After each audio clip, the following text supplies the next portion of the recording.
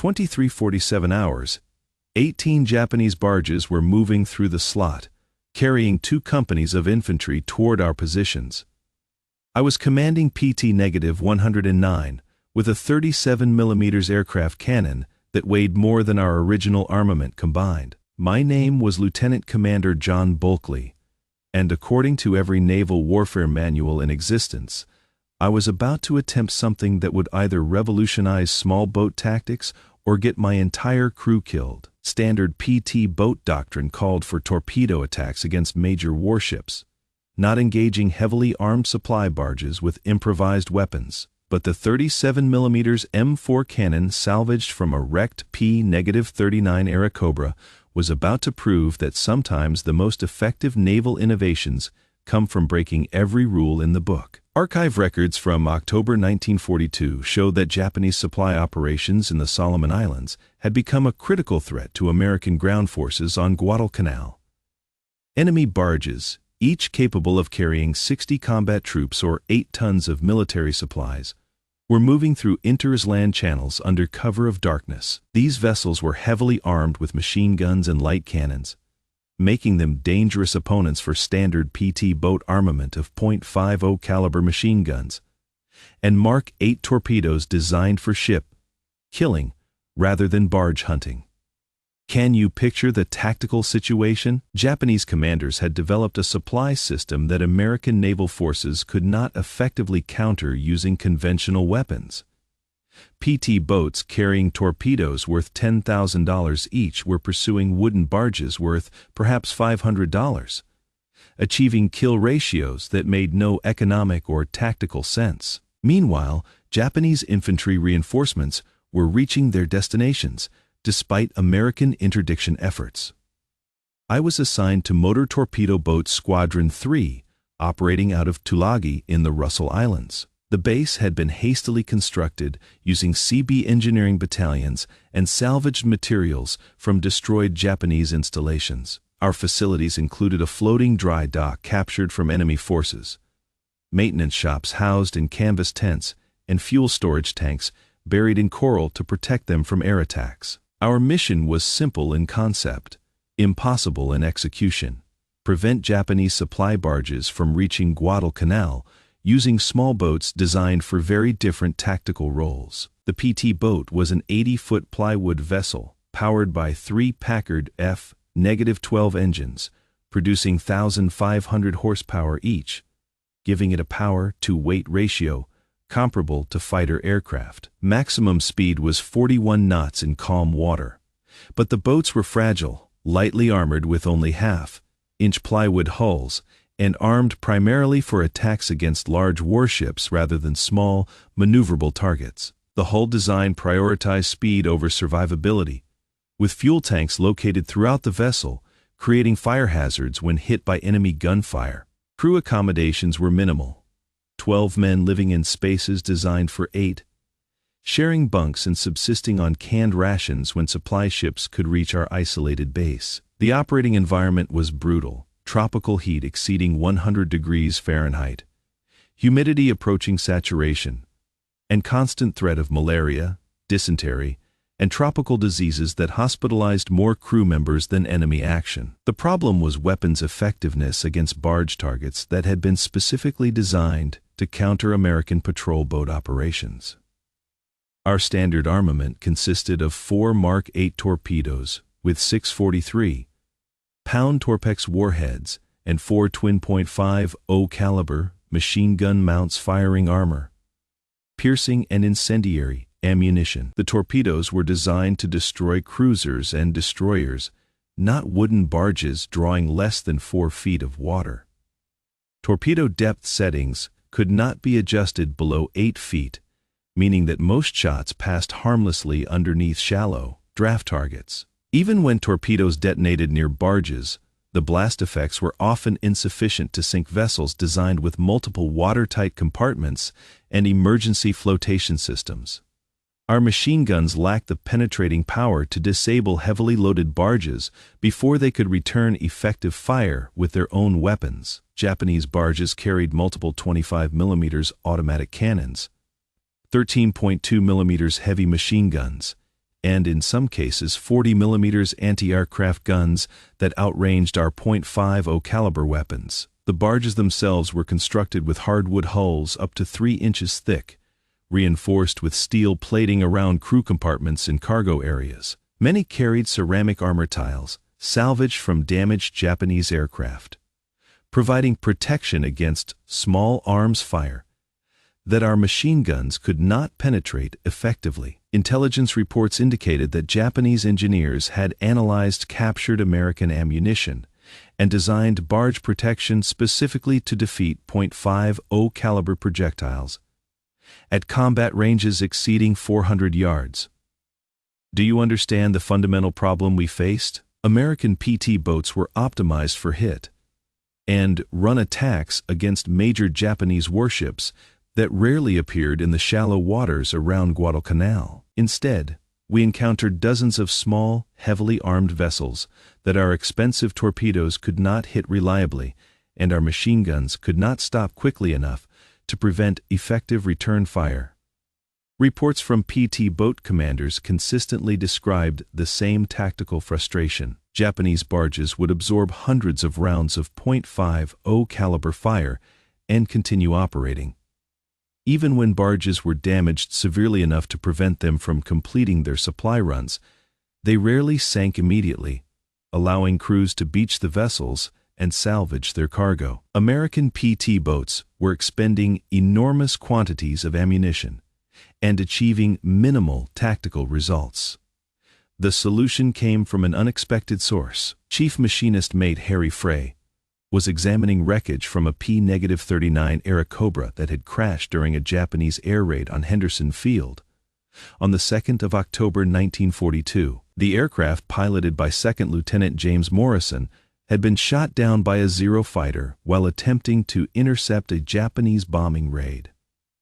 Morrison had survived the crash but died from his injuries 3 hours later at the field hospital. The aircraft's 37mm M4 cannon had survived the crash intact, along with approximately 200 rounds of armor, piercing and high explosive ammunition stored in the aircraft's ammunition bay. Frey, who had worked as a machinist at the Newport News Shipbuilding Company before the war, realized that the cannon's hitting power would be devastating against wooden barges. The M4 fired projectiles weighing 1.34 pounds at a muzzle velocity of 2,000 feet per second, delivering 2,700 foot-pounds of energy compared to the .50 caliber machine gun's 650 foot-pounds. But mounting an aircraft weapon on a naval vessel violated standard naval construction and safety procedures that had been developed over decades of experience with conventional armament installations. Naval regulations specified that all weapon modifications required approval from the Bureau of Ships, formal engineering analysis, safety testing, and production of technical manuals before installation could begin. The standard approval process required a minimum of 18 months from initial concept to operational deployment. Witnesses recalled Frey's unauthorized modification project during the first week of October 1942. Working without official approval, he fabricated a mounting pedestal using steel plate salvaged from damaged landing craft and structural steel recovered from destroyed Japanese installations on Tulagi. The fabrication work took place in a makeshift machine shop constructed inside a bombed Japanese hangar, using tools and equipment salvaged from various sources. Frey's team included Machinist Mate Second Class Tony Kowalski, who had worked in the automotive industry before the war, and Gunner's Mate First Class Robert Chen, who understood ammunition handling procedures for aircraft weapons. The installation required cutting through the PT boat's forward deck and reinforcing the hull structure to handle recoil forces that the boat had never been designed to accommodate. The cannon weighed 185 pounds compared to the twin .50 caliber mount it replaced, which weighed only 87 pounds. The additional weight shifted the boat's center of gravity forward, affecting handling characteristics and fuel consumption. Maximum speed decreased from 41 knots to 38 knots due to the changed weight distribution and increased drag from the cannon mounting. The recoil force of 3,200 pounds required installation of additional structural braces extending from the mounting point to the hull frames. Distributed load across multiple structural members to prevent damage to the relatively fragile plywood construction. Frey calculated that without proper reinforcement, repeated firing could crack the hull or damage the engine mounts, potentially causing catastrophic structural failure during high-speed operations.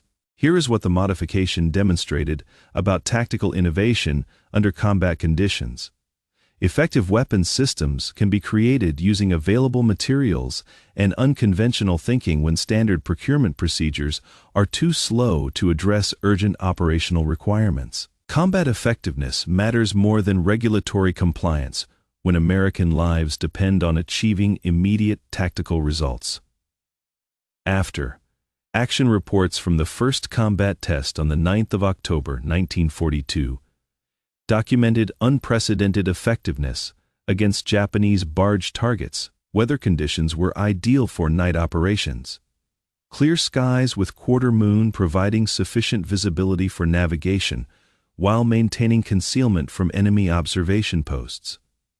Sea state was calm with 2-foot swells from the southeast. PT-109 departed Tulagi at 21:30 hours with a crew of 11 men, carrying reduced torpedo load to accommodate additional ammunition for the experimental cannon. Our patrol area covered the shipping routes between Choiseul and Santa Isabel Islands, where intelligence reports indicated heavy Japanese barge traffic during previous nights. At 23:47 hours, radar operator Radioman 2nd Class William Johnston detected multiple contacts bearing 045 degrees at a range of 8,000 yards. Visual confirmation revealed 6 enemy barges in column formation, each approximately 120 feet in length, moving at estimated speed of 8 knots toward Guadalcanal.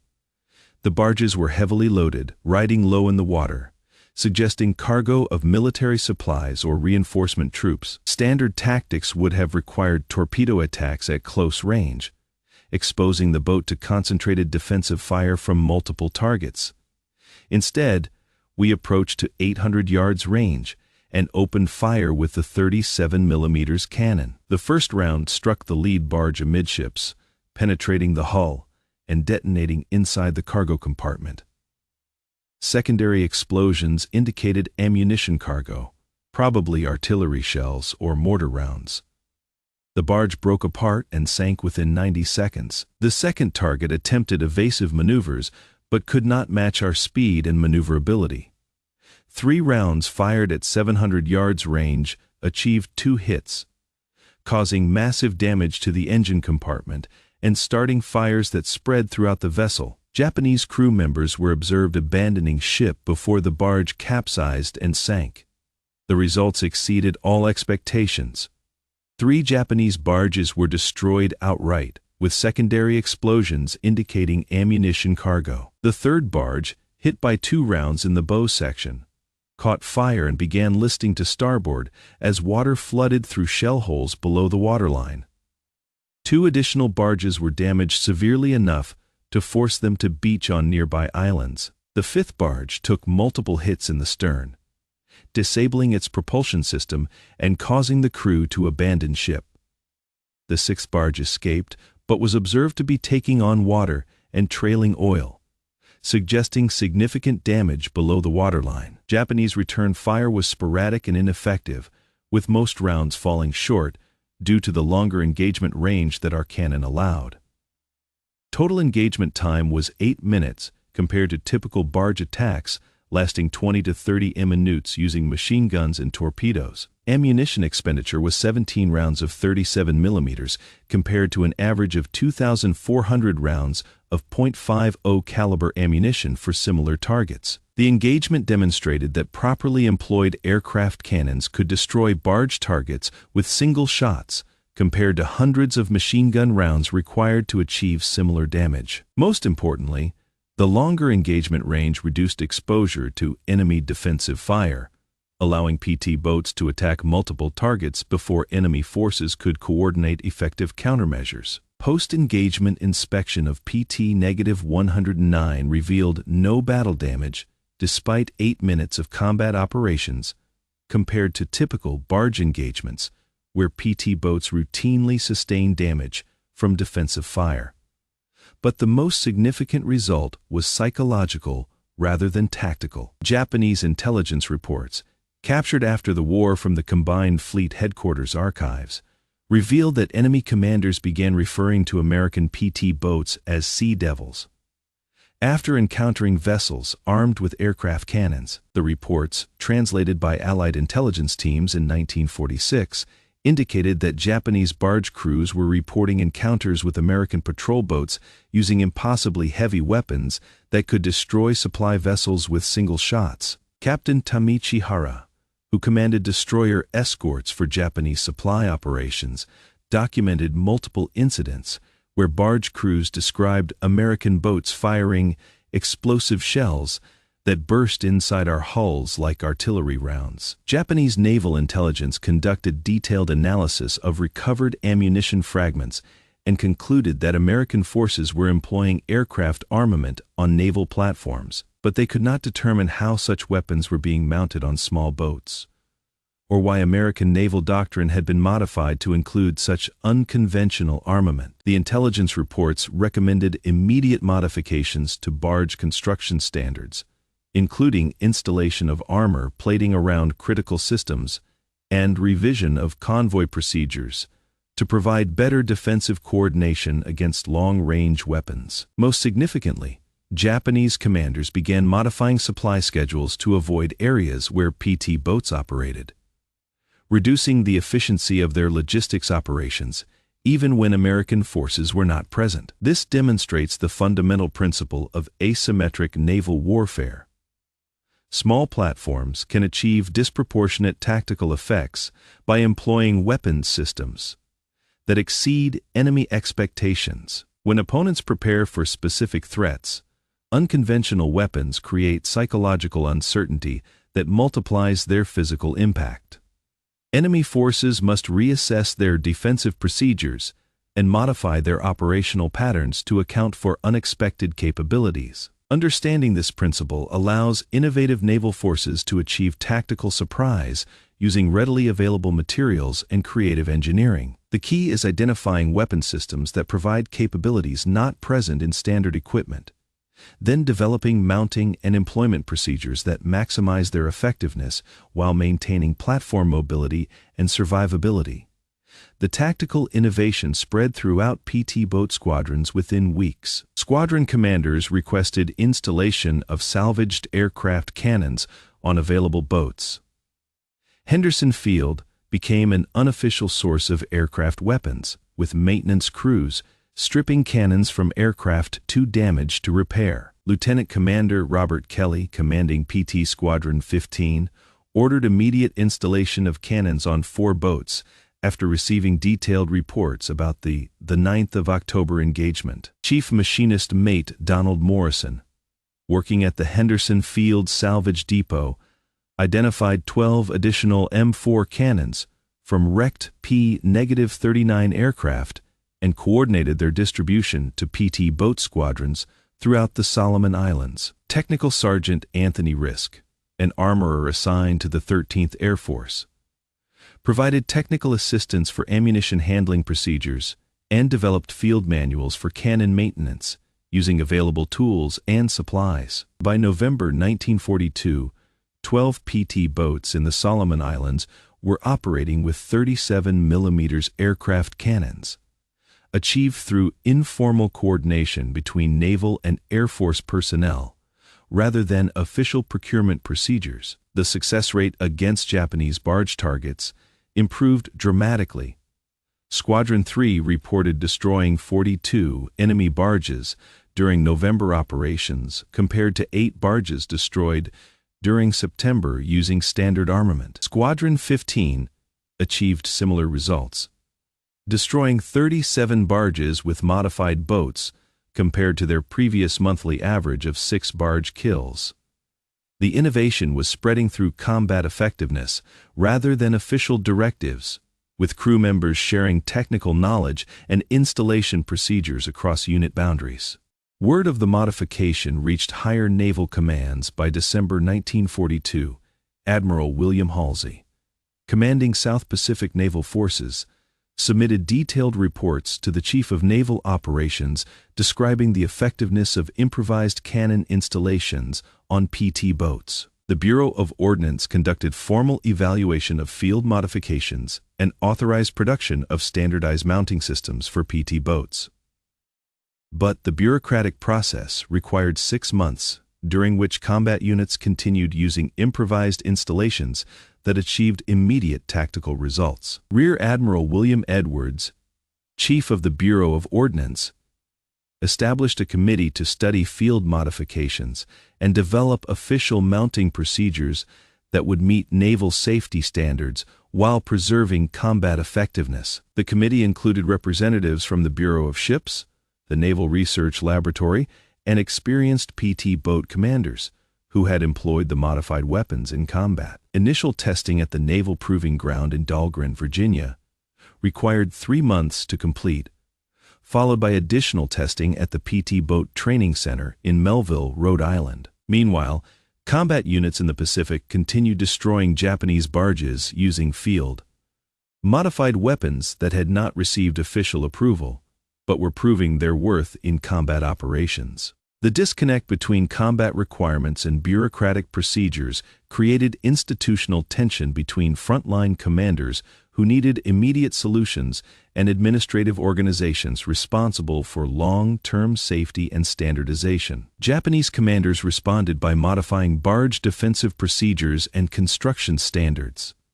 Convoy routes were changed to avoid areas where PT boats operated, adding approximately 40 miles to typical supply runs and increasing fuel consumption by 30%. Escort vessels were assigned to protect supply runs, diverting destroyers and cruisers from other operational roles. Most significantly, Japanese forces began constructing underground supply depots and employing overland transport routes that bypassed water entirely in some areas, reducing supply efficiency but providing protection against naval interdiction. New barge designs incorporated additional armor protection, including steel plate around crew compartments and ceramic armor tiles salvaged from damaged aircraft. Defensive armament was increased, with new barges carrying multiple 40mm anti-aircraft guns and 25mm automatic cannons, specifically positioned to engage patrol boats at longer ranges. Japanese engineers developed new construction techniques using laminated hardwood and steel reinforcement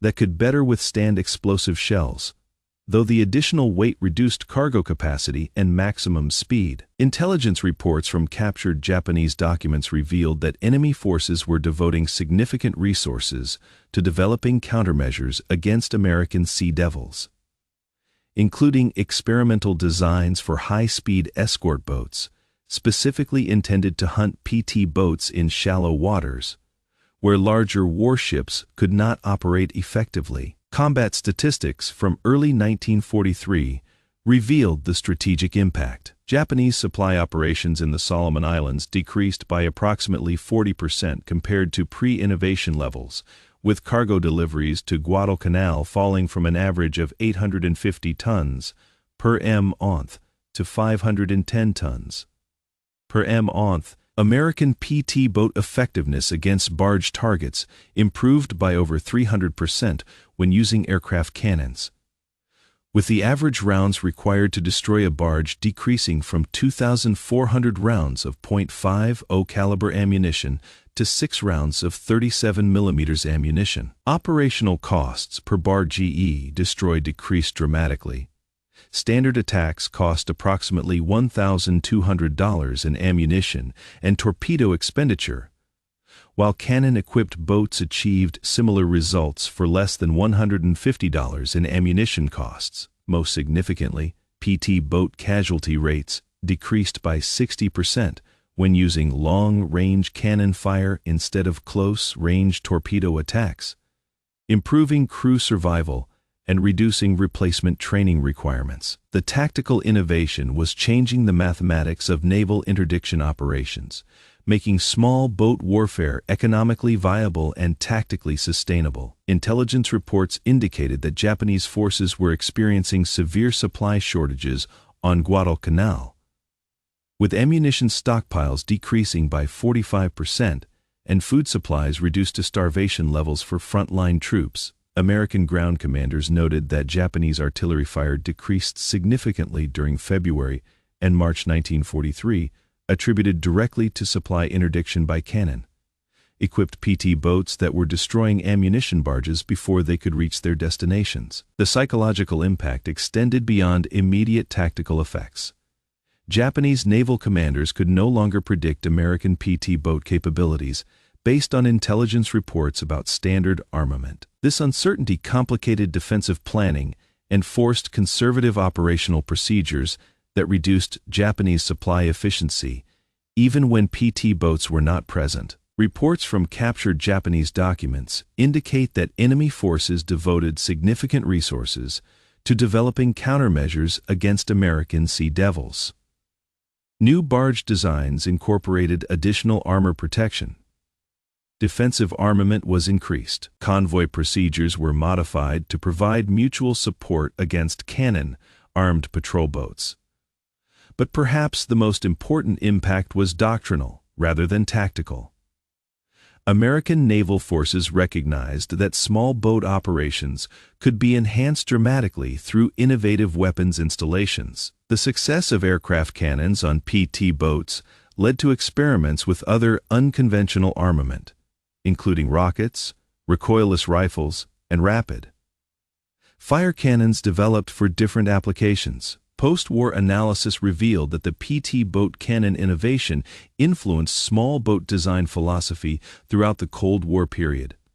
Fast patrol boats developed during the 1950s and 1960s incorporated weapons systems that provided capabilities far exceeding their size class. With vessels like the German Jaguar class fast attack craft carrying 100 mm naval guns that would have been considered battleship armament during World War I, modern patrol boats routinely carry armament that would have been considered impossible for small vessels during World War II, including guided missiles, rapid-fire cannons, and electronic warfare systems. The innovation also demonstrated the importance of field modifications in wartime weapons development, leading to revised procurement procedures that emphasized rapid prototyping and field testing rather than extended development cycles. The Defense Advanced Research Projects Agency (DARPA), established in 1958, incorporated lessons learned from PT boat innovations into its mission statement, emphasizing breakthrough technologies developed outside traditional research channels. Modern special operations forces employ similar principles when adapting commercial vessels for military missions using unconventional armament, including the conversion of fishing boats into high-speed assault craft and the installation of precision weapons on civilian platforms for covert operations. The PT boat cannon innovation influenced naval architecture philosophy, demonstrating that platform effectiveness could be enhanced dramatically through creative weapons installations rather than developing entirely new vessel designs, a principle that continues to influence modern naval development programs focused on modular weapon systems and adaptable platform designs. The innovation also demonstrated the importance of field modifications in wartime weapons development.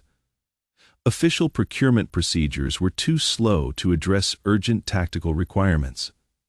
Combat units achieved better results by improvising solutions using available materials rather than waiting for formally approved systems. Lieutenant Commander Bulkley completed 37 patrol missions in the Solomon Islands and was credited with destroying 23 Japanese barges and 2 destroyers, making him one of the most successful small boat commanders in the Pacific theater. His tactical innovations were adopted throughout PT boat squadrons and contributed to American naval superiority in shallow water operations throughout the Pacific Campaign. Bulkley's most significant engagement occurred on the 15th of January 1943, when his squadron of 4 cannon equipped PT boats intercepted a Japanese convoy of 12 barges escorted by 2 destroyers near Vella Lavella. Using coordinated attacks that exploited the long-range capabilities of aircraft cannons, the squadron destroyed 9 barges and damaged both escort vessels without sustaining casualties.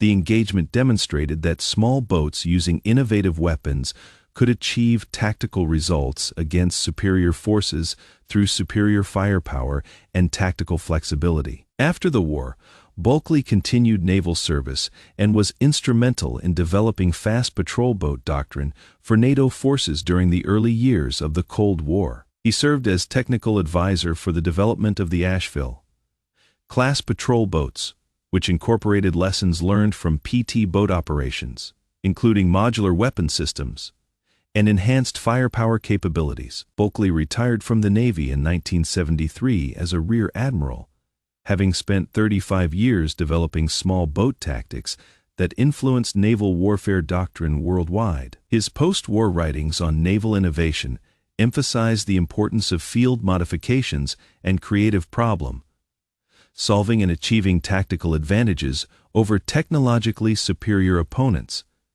The legacy of improvised naval weapons extends far beyond World War II small boat operations. Modern naval forces recognize that platform effectiveness can be enhanced dramatically through creative weapons installations that exploit available technologies.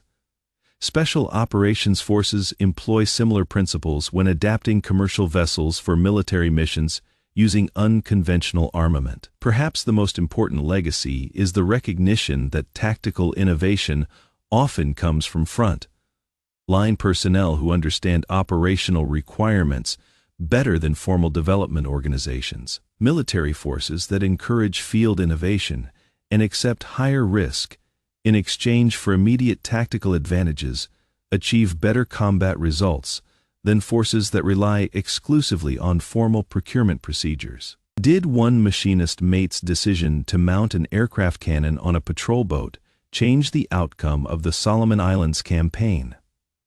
Military historians continue to debate the strategic significance of individual tactical innovations, but the innovation demonstrates that creative thinking and willingness to violate established procedures can produce solutions that formal engineering processes miss. What would you have done when standard weapons were inadequate for the mission? Would you have followed procedure and accepted tactical ineffectiveness? Or would you have improvised solutions using available materials? Sometimes the difference between mission success and failure depends on someone willing to break rules that were written for different circumstances. If these forgotten innovations that shaped modern naval warfare matter to you, hit that notification bell and help preserve the tactical history that changed how we fight at sea. These stories survive only when we remember them together, and the principles they demonstrate remain as relevant today as they were in the waters around Guadalcanal.